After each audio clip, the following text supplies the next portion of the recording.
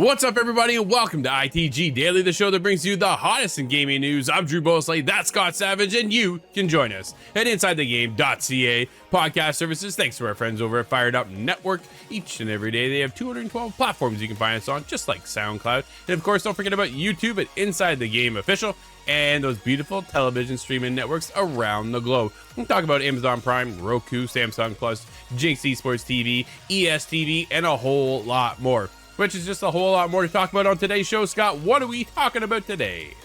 That's right. We have EA and so-called imagining Battlefield all over again. Interesting. Star Wars Jedi Survivor is coming to the last gen. You will not be forgotten. Red Dead Online has new content that has yourself excited, I know. Harry Potter Quidditch has begun to leak online, and The Alien is joining Dead by Daylight.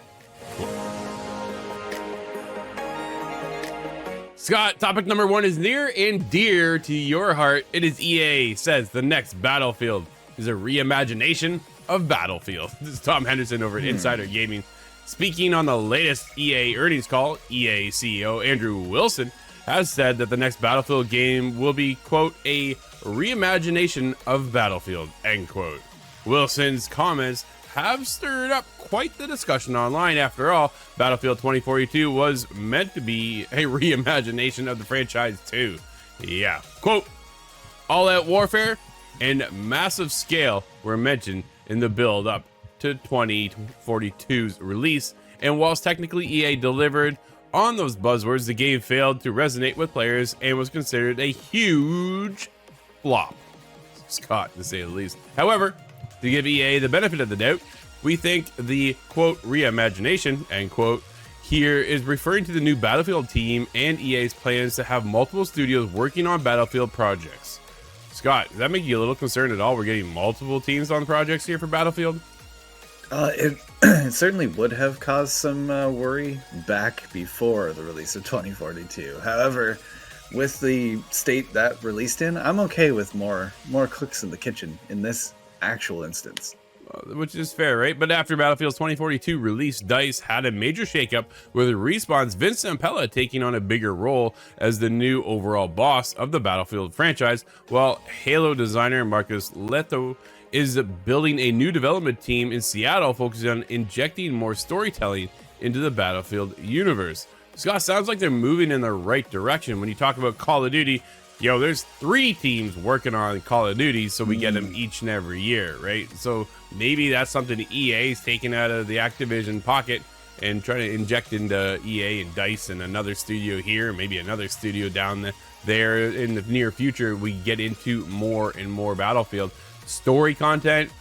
Curious to see what that's going to turn out to be like, right? How is that feel for you? It's a big opportunity here, because even mentioning the story is a little offensive to me as a fan, because there was no story mode released, and there still is not, even after a lot of fixes and a lot of updates. And that was just a big missed opportunity, because this is, like they say, a reimagining, a brand new world, new characters. We're in the near future. It was all set up to be something really special, but it just did not deliver. Well, I have to say, the state of the game is playable, dare I say good. Ooh, but they're still missing parts. Scott, when Andrew Wilson though says the next Battlefield is a reimagination, we've heard that already. Does that even, do you just kind of hear that and just let it blow by you and go, well, yeah, whatever, already heard that? Or are you excited to see what this new reimagination of Battlefield could actually be? Well, knowing that it's under the hood kind of changes, as reimagination being business, kind of who gets into the game and then into the development, who's maybe Vince Zampella, for example. Very happy with him. Of course. I would like to see him have more of a hand in Battlefield, and I think that's good. So in this case, again, maybe a unique circumstance, but I am hopeful, to say the least. Where do you think they take Battlefield next? What time period are you looking forward to? We going back? We've been to World War II, World War I 1,000 times. We get into the more modern side, right? We even see Call of Duty there, Modern Warfare 2, and now next game being Modern Warfare 3. Is that something you think we see Battlefield going more modern again, or we jump back in time once more? I think there was a Battlefield 2142, but it was so long ago that I don't really remember. It's possible we could go into the future. I'm dreading a return to World War II. Yeah. But I've had the complete bonkers idea just now. Because we played Mordo and Chivalry. Oh. What if they went back to Sticks and Stones battle? Oh man, could you ever see them doing that? That'd be It would be very bizarre. Yeah, it would be, absolutely. What if we get the Battlefield Titanfall situation?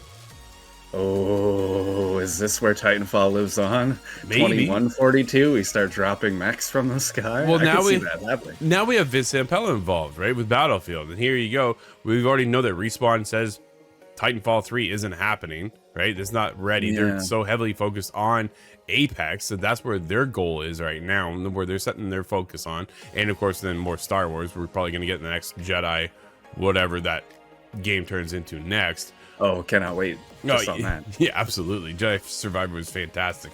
Even with all the crashes I experienced, I was so mad. But either way, when we get into where we can take Battlefield next, maybe this is the right time then to introduce the Titans coming over to crossover, introduce story elements, right? Can they interweave as EA as a whole? Why not cross-sect and kind of interweave some of these stories into the other worlds? But again, if you're a true Battlefield fan, maybe not everybody is looking for that either. Yeah, I do remember how Call of Duty worked out when we had wall running and jump packs, and nobody wanted it then, but this is a different era. Sure is. Scott, speaking of Jedi Survivor, topic number 2 brings us into Respawn is in the early stages of bringing Star Wars Jedi Survivor to PS4, and I'm adding in the Xbox One. It is there. I know it's there. It is official. This is David Carousel over at PSU. During its recent earnings call, EA has revealed that Respawn is in the early stages of bringing Star Wars Jedi Survivor to PS4. Granted, this is PSU, so they're not going to talk about the Xbox, but it has been confirmed Xbox is getting it too. So if you're only on Xbox, don't worry, it's coming.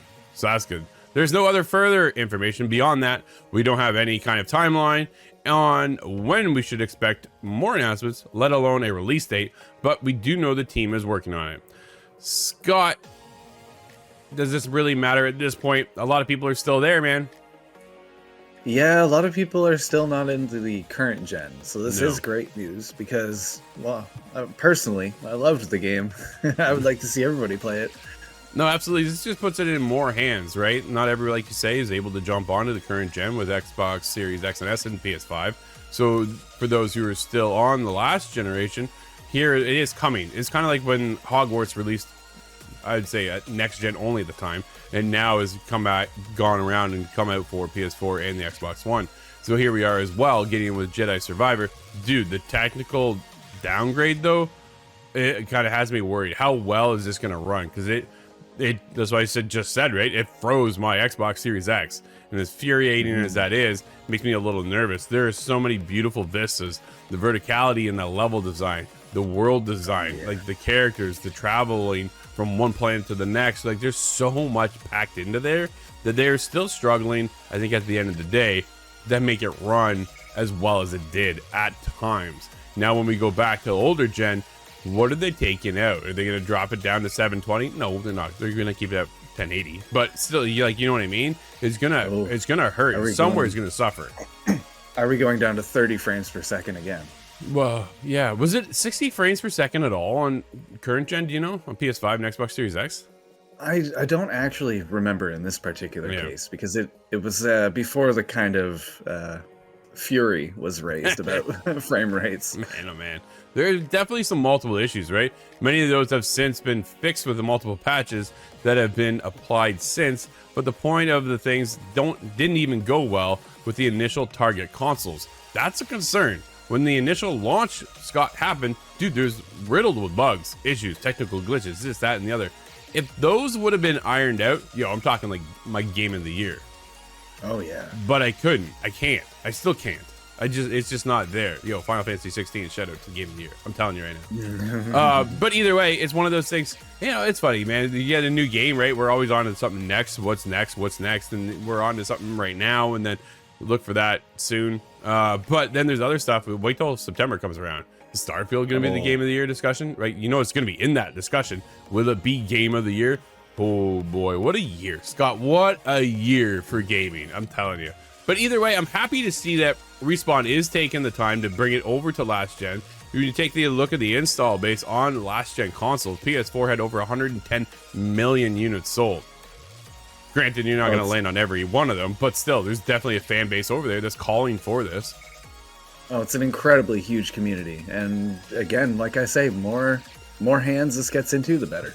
Yeah, and obviously we also know that Xbox is losing this race, so we never really hear sales numbers from Xbox. You always hear when they're winning, right? Yeah. When the other one's losing, they're like, we ain't saying nothing. You can just listen later. So yeah, I'm happy to see Respawn taking the time and doing this.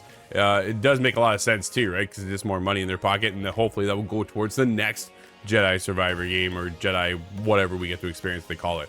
So Return. I hope it becomes Revenge of the Jedi, like the movie poster was supposed to say. Oh man, yeah. Time will tell. There'll be more announcements and releases and info on this soon, so we'll be definitely keeping you posted. I cannot believe these words are about to come out of my mouth. Are you ready for this? Red Dead Online is getting new content soon. Ha! You gotta be kidding me, right? Am I reading this right? Scott, is that what that says right there? It says it right there. This is Cade Ondor over at comicbook.com. Red Dead Online is getting new content very soon, much to the surprise of players everywhere, including myself. Dude, your wishes have been answered. I can't believe this is happening. I'm so glad it's still on my console. Red Dead Online has struggled for quite a while, despite the base game of Red Dead Redemption 2 selling extraordinarily well and being met with critical acclaim. Many expected it to be the successor to GTA Online, but that didn't really happen. Unfortunately, for a variety of reasons, such as the pandemic and the development of the next Grand Theft Auto, Rockstar opted to stop developing new major updates for Red Dead Online last summer. Many felt this didn't allow the game to reach its full potential, not even in the slightest. But that was just me adding in there. So some news may be excited for fans. Here we go. Rockstar Games confirmed just today there is new Red Dead Online content on the way.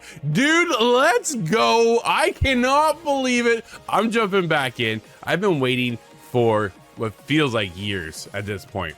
They shut me down, Scott. They turned it off and they said, we're moving on to GTA 6. And I looked at them and I asked, why, Scott? Why would you do that? Well, if anybody has any common sense, it's because GTA makes so much more money. Yeah. I understand it. I just wasn't happy, man. I wasn't happy. They're pulling in millions of dollars a day through GTA Online, and I think that's still true. So it does make sense, because Red Dead never made that money. It just wasn't going to, because of Rockstar's real preposition there. There wasn't enough content, and where's those heists? We're still not getting heists. That's worth mentioning here. Yeah, which is such a disappointment. Dude, like the heist started back in the Western days, man. Like you were robbing banks. It's in the main game. Why can't you bring that on with our friends when we go online? We're all expecting that, right? Train heists, robbing banks, robbing who knows what other stories we can get into. It's very exciting to me, the opportunity of what Rockstar was building towards. Then I know we're a bandit on the run, so your camp would always bounce around, right? From one spot to the next spot to the next spot to the next spot. But then they're also starting to bring in opportunities with it was lined up. Their roadmap said it was going to bring in opportunities for you to purchase buildings, kind of like GTA, right? You can buy a warehouse, you can buy a motorcycle club, and some other facilities. We'll call it, Scott. Yeah, some drug businesses, running. They say. Right? Like this is GTA we're talking about. So when you get into there, and you see the potential of what they've made online for GTA Online, you kind of hope and get a little excited for Rockstar to then bring that over to Red Dead Online. And that just didn't happen. Instead, they shifted away from it. Fans like myself were just crushed. Dude, it hurts so much. But here's what's coming. As part of the game's new weekly update, it was revealed new Telegram missions from a mysterious character named Jay are coming this month. Rockstar's press release noted that there are new cases requiring an outlaw's steady aim on the horizon. Some have taken this to be the way to tease the upcoming Red Dead Redemption remaster that's heavily rumored as Jay could refer to as John Marston. There we go, Scott. Are we getting set up here, Scott, for just more disappointment, or are we jumping back into the world of Red Dead, buddy? Oh, I think this is worth jumping into the world of Red Dead again. Yeah. There's still things that I have not seen exactly in that game. But is this just a teaser for Red Dead Remaster? I'd be okay with that as well, because that game was amazing the first time around. Yeah, no, I'm definitely looking forward to getting the much rumored, highly rumored, Red Dead Remastered version as well. Getting in on that. Dude, I love that franchise, that series alone from Rockstar. Rockstar just crushes it, man. And when we get into Red Dead Online and Red Dead 2, it stepped the bar up. I'm like, man, you guys put this at a whole other level. I remember first playing that game, and I want to say 12, 15 hours in, not feeling it at all. Not, right? You start off in that whole winter scene and you work your way. It was like the slowest start. The winter starts way too slow, yeah. Yeah, it was real rough. I was not impressed. I was very underwhelmed. Amongst like a lot of us, we kind of felt the same way.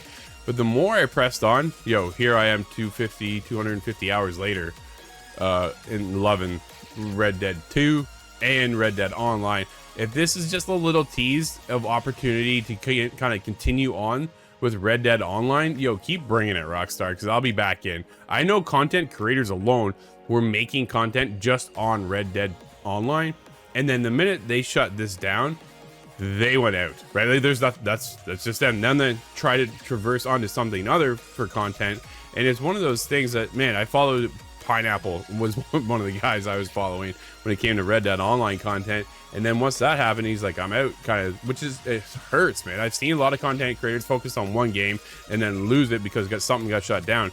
You wouldn't think Red Dead Online was going to get shut down, Scott. No, it's just from Rockstar. It was just too big to fail. Exactly, and unfortunately it just didn't meet, I guess, expectations, and GTA 6 being the bigger title, they moved on. But very excited to see that Jay, whoever this is, maybe John Marston, like a lot of people are speculating, is coming in with new content. We can get in there for a little bit, but once you wrap those up, you're going to be probably gone and bounced out. I know Kyle was there, I was there for a while, Nate was there, but like, dude, we had a whole posse rolling almost nightly, right? Getting in on that. So my brother, who has never played online GTA or Red Dead Online, I'm about to pull him in, which should be kind of cool to see. And yeah, dude, I got a moonshine business. I got a bunch of things. I already maxed out my bounty hunter, so there's a couple other things I still have left to do. Should be fun. I'm looking forward to jumping back in. It's been quite a while since I've been in the Wild West. Scott, if you've played Hogwarts, you've noticed one thing is missing. Quidditch is not playable in the game. However, Harry Potter Quidditch Champions has been leaked online. This is Jordan Midler over at VGC. Harry Potter Quidditch Champions has started to appear online. The footage, which VGC has verified, is believed to be from the closed testing that is currently taking place for the game on PC. VGC would not link the footage, which is understandable because it has been captured against the rules of the closed test NDA. So I appreciate that, but also it went down very quickly, Scott, because the footage was briefly on YouTube before being taken down by Warner Brothers. The main clip circulating online appears to confirm that players can either play as a created character, I appreciate that, or choose from a number of characters from the Harry Potter series, including Harry Potter himself, Ron Weasley, Draco Malfoy, and Cho Chang. Quidditch was notably missing from 2023's Harry Potter RPG Hogwarts Legacy, which, dude, I just did another quest the other day and they brought that up. I'm like, it hurts, man. It hurts that it's not in there. But if we're getting our own separate game, we didn't really get any footage on this leak. We're not going to post any footage on the leak either, just because it was behind an NDA and it shouldn't have been leaked in the first place. But it is interesting to see that we are getting opportunity to play as Harry or Ron or even Draco for that matter. Is that something you expected? Are you excited for this game at all, or you just wanted it in Hogwarts Legacy? I did want it in Hogwarts Legacy. I don't want to let that slide because that is a big omission there. But given the strategic reason of having a separate standalone game, I can respect that as much as I would have loved to see it. But I'm one of the few, and I think there are a few of us, that have very fond memories of the Quidditch game on GameCube 20 years ago. That's fair. So that gives me the idea that I know I'm going to like this, at least as long as they're a bug-free experience. Well, I'm curious to see how it is going to be played out, right? It does look to take a much lighthearted tone compared to Hogwarts Legacy, a much more realistic version of Hogwarts, as well as the storyline when it comes to Harry Potter's world for Hogwarts versus this Quidditch, which almost seems a little bit more cartoonish. But if you were to put Quidditch in with Hogwarts Legacy, dude, that story alone is so big, so massive, people would probably jump in and then jump out rather quickly. So I think this might have actually been the better move. If you're just making a separate game, now you get to dip your toes into both Harry Potter games, and Warner Brothers gets to dip their pockets into it as well. And kind of, right? They get to keep that money going, keep Hogwarts going, keep the Harry Potter legacy alive. When then are we going to get Hogwarts Legacy 2, Scott? Oh, I really hope that's in development at least, or in plans at least. I'm thinking of the actual actors. Are we going to get the actual actors behind these characters that we know? Because they're familiar. But that would increase the price tag a lot for development of the two games. No, absolutely. I think Hogwarts Legacy 2 is without a doubt in development, right? Hogwarts Legacy was Warner Brothers' best-selling game. Easily, right? It made so much money, and everybody, dude, I'm still playing it. I love that game. It was so well done, so much attention to detail. And then when we get into Quidditch, I'm very curious to see how long players stick around. Free to play, we paying for it? How's this going to work? How's the battle pass set up? You know, how long is this thing going to have legs? Time will tell, Scott, but we'll see. We'll be flying around the Quidditch field soon enough. All right, Drew, this one's more for me than it is for you, but this is Alien, and Alien is coming to Dead by Daylight, and fans are absolutely screaming in space and everywhere else, writes Andy Chalk at PC Gamer. Just a few weeks after adding legendary actor Nicolas Cage to its lineup, the multiplayer survival horror game Dead by Daylight has revealed that an even bigger name in horror is on the way, the Alien. This is far from the first time Dead by Daylight has crossed over with a famous horror series. It's hooked up with horror properties including Texas Chainsaw Massacre, Saw, Nightmare on Elm Street, Scream, Silent Hill, Stranger Things, Resident Evil, and even Hellraiser. There's a huge amount, but this is one of the classic aliens. You need that xenomorph in there, and it will remain terrifying for years to come in this game. Unfortunately, there's not a whole lot more in terms of details. You can expect Ripley being a survivor, but beyond that, we don't know anything until August 8th, where there's said to be a little bit more of a reveal.